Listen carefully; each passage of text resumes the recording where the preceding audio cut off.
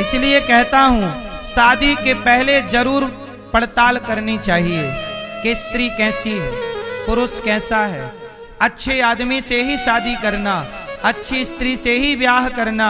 शादी के पहले देख लो, समझ लो, परख लो।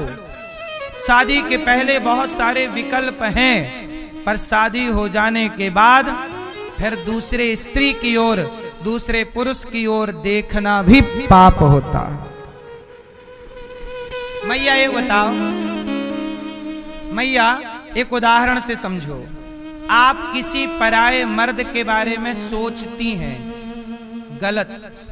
मैं केवल उदाहरण के लिए बोल रहा हूं, किसी एक स्त्री का उदाहरण देकर कि एक स्त्री है, वो विवाह के बाद भी पराये मर्द के बारे में गलत भाव रखती है। उसने कुछ पराये मर्द का स्पर्श किया नहीं, लेकिन केवल सोचती रहती है। तो बताओ उसका सोचना पाप है कि पुण्य है? जबकि उसने छुआ नहीं है पराये पुरुष को, स्पर्श नहीं किया, रहती अपने पति के साथ है, खुश रखती अपने पति को है, पर सोचती किसी और के बारे में है। तो ये सोचना भी सही है कि गलत है? उत्तर हाँ। सनातन धर्म की महिमा और विशेषता यही है कि हम सोच भी लें पराये स्त्री के बारे में। पुरुष आप सोच भी लें किसी स्त्री के बारे में। आपने किसी को छुआ नहीं, किसी स्त्री को, लेकिन आपने सोच लिया उसके बारे में गलत, तो सोचना भी पाप है, स्त्री के लिए भी और पुरुष के लिए भी। ये सनातन धर्म है जहां सोचने को भी पाप समझा जाता है। इसलिए सोचा भी मत करो। छूना तो पाप है, पकड़ना तो पाप है, सोचना भी। क्या राम ने क्या किसी स्त्री के बारे में सोचा? बोलो। रावण ने सोचा तो सर्वनाश हुआ। इसलिए हम आपसे सदा कहते हैं, दशहरे के दिन अपने पति को दशहरा दिखाने जरूर ले जाया करो। चलो स्वामी दशहरा देख के आए, जलता हुआ रावण जरूर दिखाया करो अपने पति को। देखो देखो जल रहा है दशानन। पूछना पति से क्यों जल रहा है? बोले पराई के चक्कर में पड़ा तो आज तक जल रहा है। तुम पड़ोगे पराई के चक्कर में तो तेरे क्या हाल होगा रे कालिया। यदि तुम पड़े चक्कर में किसी के। क्यों मैया? इसलिए अपने अपने पतियों का हाथ पकड़ के दशहरा दिखाने ले जाओ। ना जाए तो जबरदस्ती ले जाओ। कुछ दिखाओ ना दिखाओ, जलता हुआ रावण पतियों को दिखाओ और बताओ कि क्यों जल रहा है। क्यों मैया? तो दशहरे में अब ले जाओगी अपने पति को? ले ही जाना। नहीं ले जाओगी फिर मत कहना कि हमसे किसी ने कहा नहीं। हम कह रहे हैं मैया, मैया सुन रही हो नमा, दशहरे में ले जाओगी ना अपने अपने पतियों को जलता हुआ रावण दिखाने।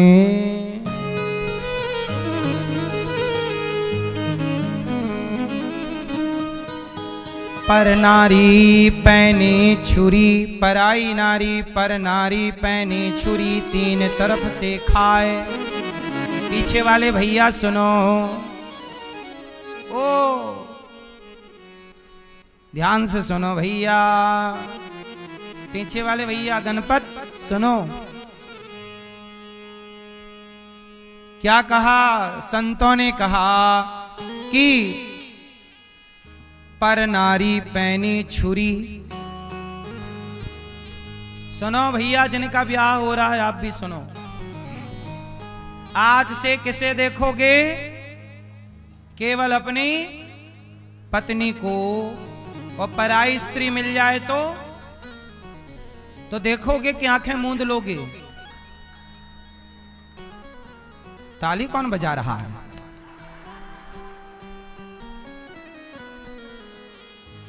सुनो, पराई स्त्री को कैसे देखना चाहिए? ताली वाले भैया बताओ। बैठे बैठे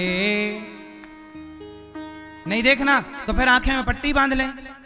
भाई देखना पड़ेगा, पट्टी तो बांध नहीं सकते, बाजार में निकलना ही पड़ता है। क्यों भैया? पराई नारी को कैसे देखें? नहीं देखें? वो तो देखना ही पड़ेगा। आंखें पट्टी बांध लें या फिर गांधारी की तरह। क्यों भैया बताएंगे हमारे दाढ़ी वाले भैया? पराई औरत को, आपकी शादी हो गई? हो गई। अब बताओ पराई को आप कैसे देखते हो? हैं? इंसानियत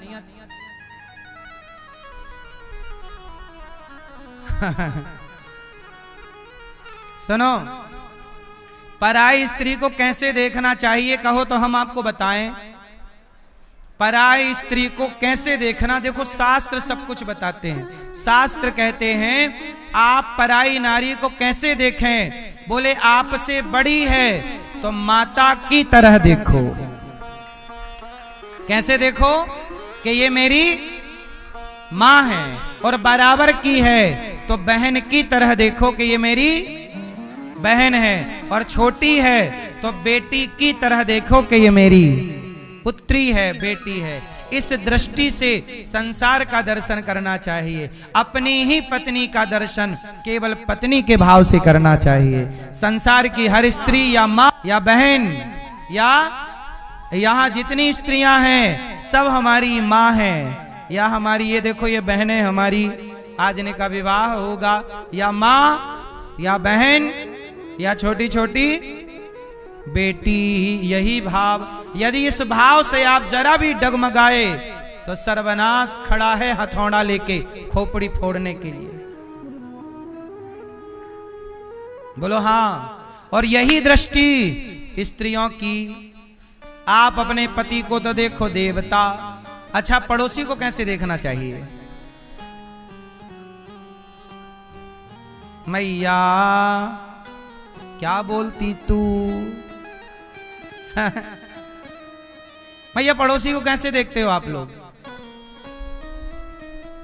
पड़ोसी तो आपको ऐसे देखता है, सामने वाली खिड़की में एक चांद का टुकड़ा रहता है। नहीं देखता ऐसे, गाना गाता रहता, चांद का टुकड़ा कहता रहता है। बॉलीवुड ने यही तो सिखाया है, और क्या सिखा सकता है इससे ज्यादा?